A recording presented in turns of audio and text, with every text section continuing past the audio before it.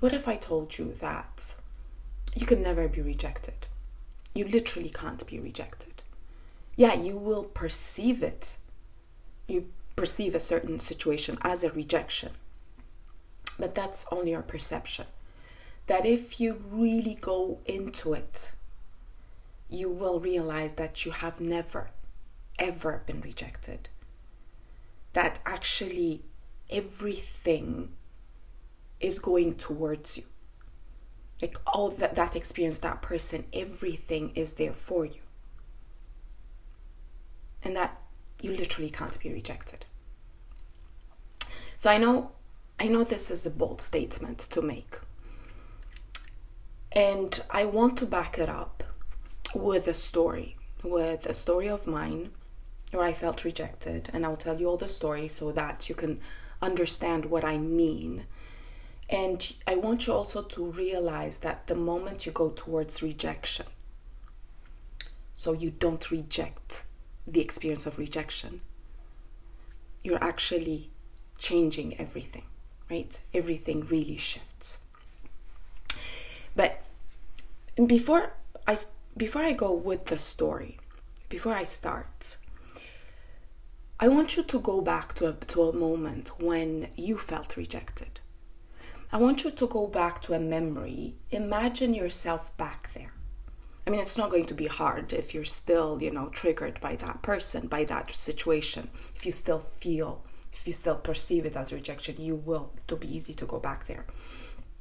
And I want you to do it with me in this moment for two reasons. One is that I want you to get the best results. You need to feel the experience. You need to go through the experience I'm talking about. Because if you get it only intellectually, it's not going to be enough. It's not going to help you. It's going to get you high for a few seconds. That's it, right? You may start going around saying, oh my God, we can't be rejected. But then no part of you actually believes in that. So you won't be able to live it, right? And the second reason why, I have no clue why the second reason. Yeah, that's the first, the second, I don't know, it will come. Oh, the second reason why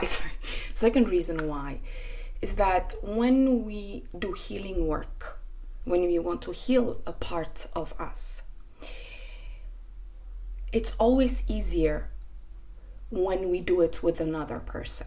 So usually when you watch videos like mine for the first time, a part of you will think that there's actually another human being there, right, next to you, and that healing happens much more easily.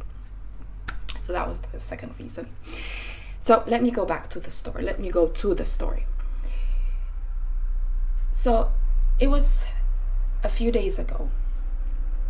I was at this cafe. I went into a cafe, and as I went inside, I saw this man sitting and working on his computer.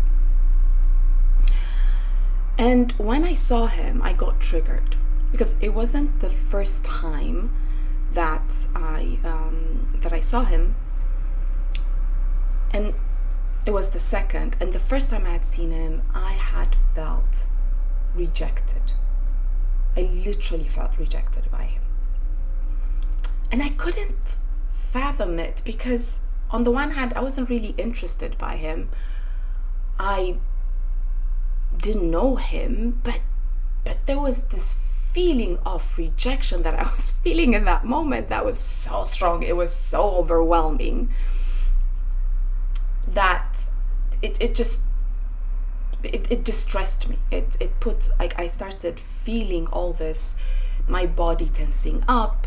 I started going into coping, into acting as if I didn't care, because I needed him to know that I didn't care, that I didn't feel rejected and all that. So I was fighting with it, and all this came up. And then because I had gone to that cafe to work, So in my mind, I started telling myself, I'm just going to start working and I'll forget about that. I was actually running away from it. And I was actually rejecting the experience that was coming towards me, right? Through that man. And so I sat down and even the second time that I saw him, I sat down behind him. So I had him in front of me. I don't know why I did that. In that moment, I didn't know why I did that. But then later on, there was definitely a reason why. So I sat there and I wanted to do my work. I wanted to write, but I just couldn't. I couldn't. My focus would go back to him over and over and over again. So my focus would go there. And then I'll try to bring it back by telling myself I shouldn't care, by chastising myself for being so weak, right? Because feeling rejected and feeling overwhelmed and all that is weak, it seems.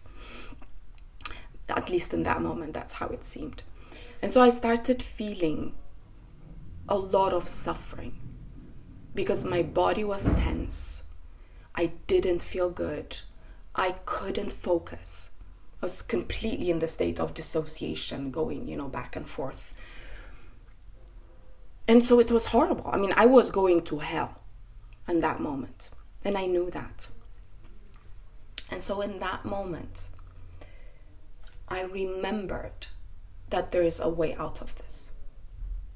Right? And the way out of it was to go back to myself. And I remember there was this first struggle to go back to myself. Because the moment I got a little bit more conscious, the first thing I realized was that I had this limiting belief. I'm stuck here. I can't change it. I am powerless. If he doesn't put his attention on me, then I'm screwed. There's nothing I can do. I'll be literally in hell. And I will be in hell in this feeling of rejection forever. And that's what the belief was. That's the belief that came up. I'm powerless and it's all in his hands. And it's almost like I didn't want in that moment to go there, to go and face that feeling, face that thought, that belief in me. Because I was a believer in that moment. I really thought it was in his hands. I really thought he was rejecting me. I really thought that, he's got all the power and I'm just here, and I wish I didn't feel that rejection, because now I'm screwed. I mean, there's nothing I can do, right? This complete and utter helplessness, powerlessness. And so I'm telling you this because most of the time when you go into these kind of work, when you go inside, that's the first door that you will go against. That's the first obstacle you will bump against. And in that moment it will hurt, because you will be experiencing the part of you that really believes in that. You'll be experiencing the part of you that thinks that they have no power, that person over there can decide whether you're happy or not, whether you can have what you want or not. Because otherwise you're completely powerless, and that's it. And that hurts. The first time you realize that hurts. But that's the moment when everything started shifting for me. Because I was like, is that true? I started feeling into that. Am I powerless? is that person actually creating that feeling of rejection in me? Am I so helpless that it's up to him to decide or not? And so when I felt into that, which means that I went into my body and I started seeing the reactions that my body was having in that moment, and I was feeling into that. At some point, just by being with myself, it just slowly started to ebb away. And I felt a little bit of relief. And so that was my first, clue that, actually I'm not powerless, right? Maybe there's something I can do here. And then again, I was like, okay, but I still feel that there's something there, that there was a relief, but at that point, that relief was not enough. At that point, I was like, that person is not going to have power over me. At least, the guy was doing something completely different. He had no clue what was happening in me, by the way. He was just doing his work, whatever. It had nothing. He was oblivious to what was happening, by the way, just to be in the clear. He did not think that he was some powerful, I don't know what, God that was, doing whatever to me, right? But in my mind, all of this was happening. I was really powerless, and he had all the power, right? So, and as I started going deeper and deeper, I started realizing incredible things. Number one is that he's doing his thing and I'm here, right? So all of this is happening inside of me. So I'm not powerless because I can change that, right? I can change my thoughts, etc. in that moment. The second thing that happened was that the more you go into it, the more you start facing your demons.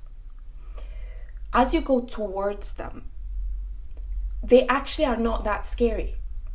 It's when you run away from them that they become big and they're just too much, right? And they feel overwhelming. But the more you go towards them, the more they shrink. And not only do they shrink, at some point, there's this it becomes impersonal. Like there's no attachment between you and the other person, between you and the person or the experience that triggered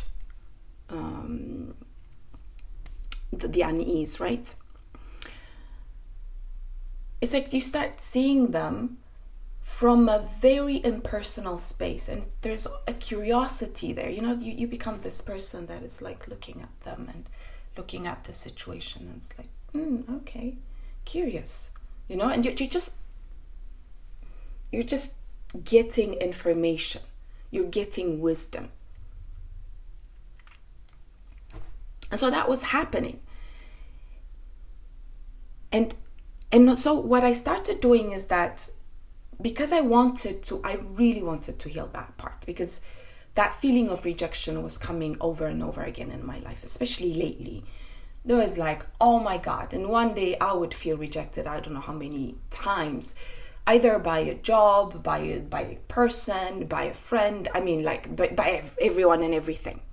So it was accumulating, and when it accumulates, it's usually when something shifts. It's like there's this purging that happens, and it's in your face, and it can be quite destabilizing. But if you know about it, if you know that it's just a purge, then you'll be fine, because it just goes away very fast. The more you look into it, the faster it goes away. The faster when I say goes away, I mean transforms, right? Changes into something else. And so in that moment,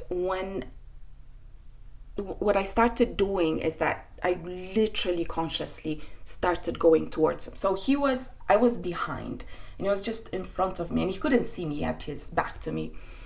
So I was literally staring at him. staring at him and making it, and consciously making myself get triggered. Because each time I would look at him, there was this trigger, right? There was this reaction that I would have. So I would look once, I would have the reaction, I would go through it, close my eyes, write, whatever it is. I would go through it. And then when I felt relief again, I would go there. Because I was like, I don't want to be here. I don't want to have this anymore, right? Because this is too much. It's too much suffering. And I want to understand what that experience, what that relationship is giving me. Because I know it's there for me, right? So I started going back. So I did my inner work, and then I would look back and see if there is a reaction. If there was the slightest reaction, I would go into it, work, and again, until I felt curiosity. And I was literally staring at the person, right? Because now I'm like, bring it on. More, give me more, because this is just amazing. All of this wisdom, everything that I'm gathering here, this is empowering me. This is showing me so much. And one of the things, the main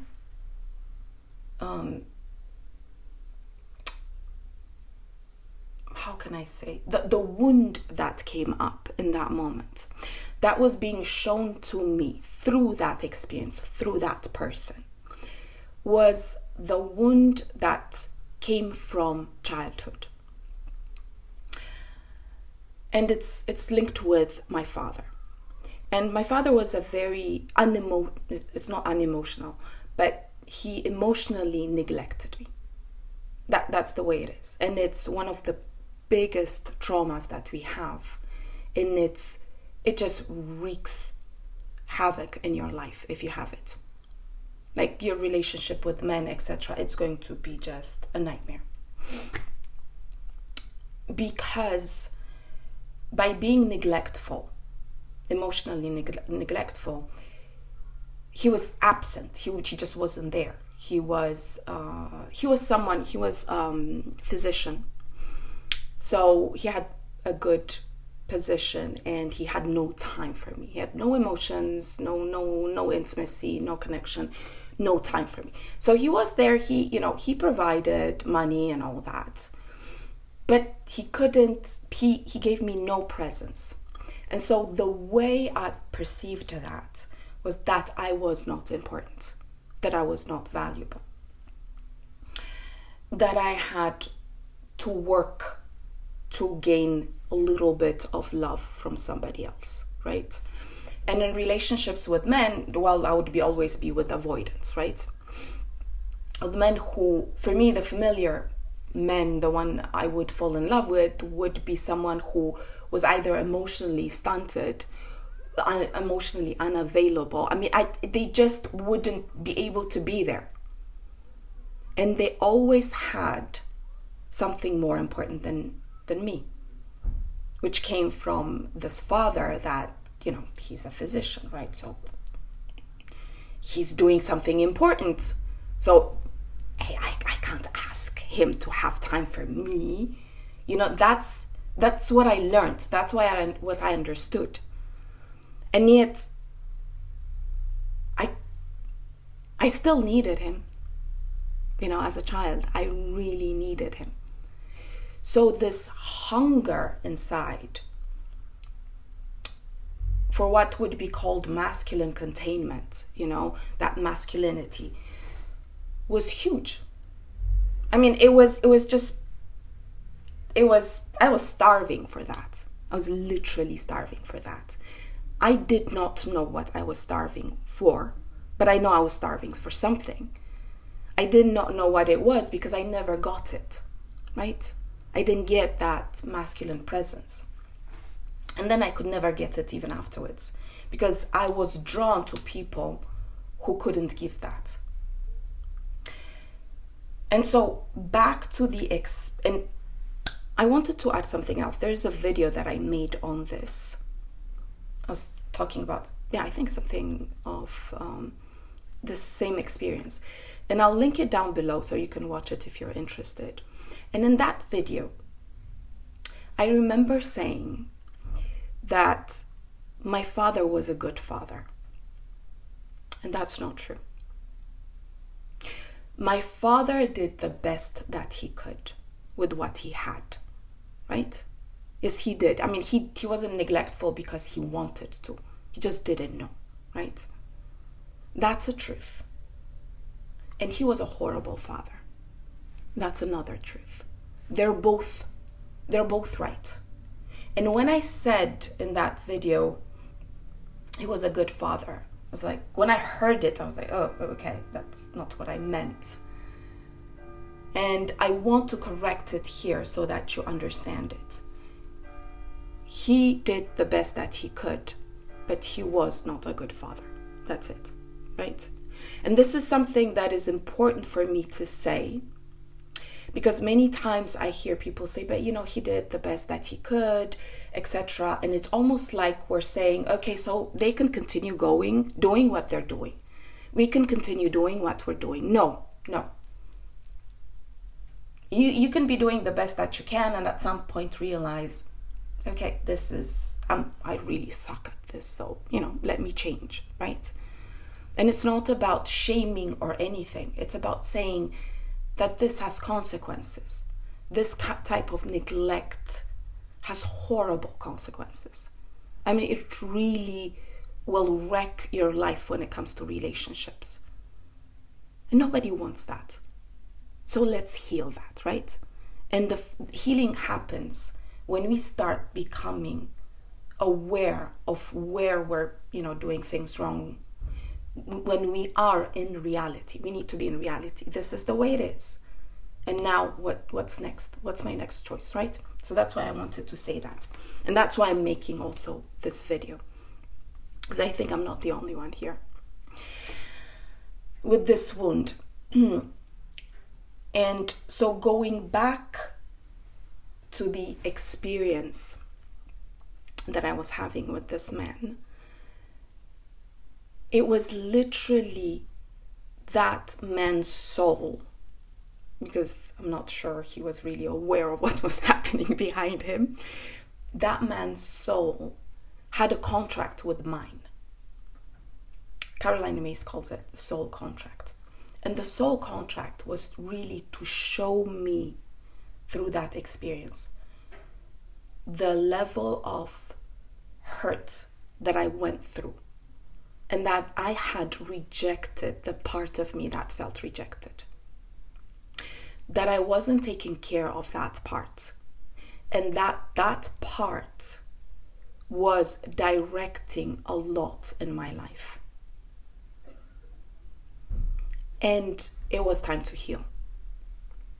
And the first way that you heal, the first step to healing is awareness. Is you being there and becoming aware of what is happening inside of you. Is me in that moment becoming aware of what type of relationships I get attracted to. Right? In that moment, somebody who was not even looking at me, did not even know I existed, I was attracted to him. You see, that's the awareness that I got. By feeling into that, I also became aware of how then I start fretting. I start going into my mind and saying, oh, I have to do this to be liked. I have to do it this way. I have to think this way. I have to, bend sideways, upside down, and change everything, and, cut parts of me and stretch others for that person, right? And I started seeing that. It was literally, it was like a movie that I was watching as I went through that trigger. Because old memories came up, hurts came up. And I also realized that I could never be rejected.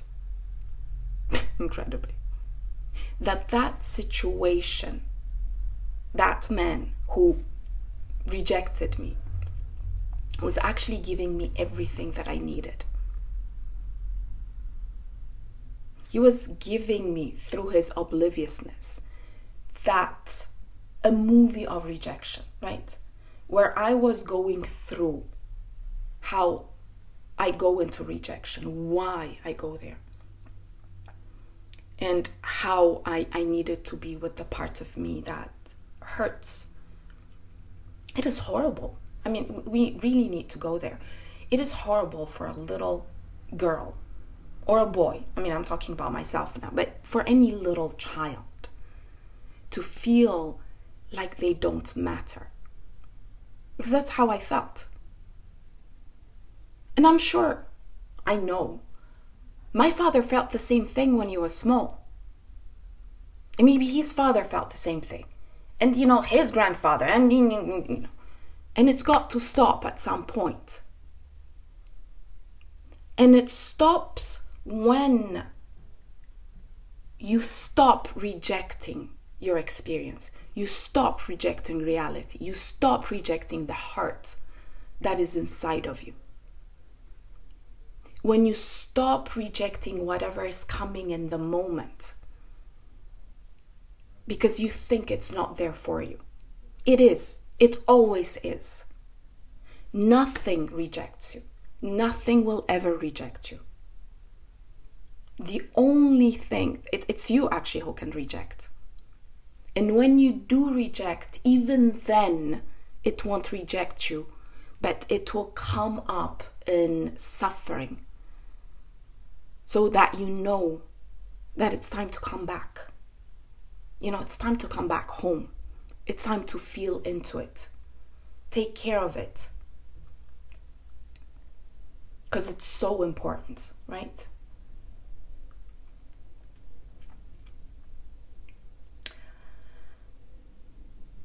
And so let me stop it here.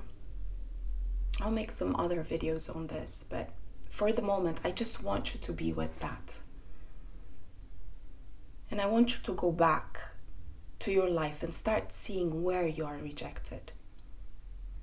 And never ever reject anything about it. Go towards it. Take it in. And start realizing that you can't be rejected.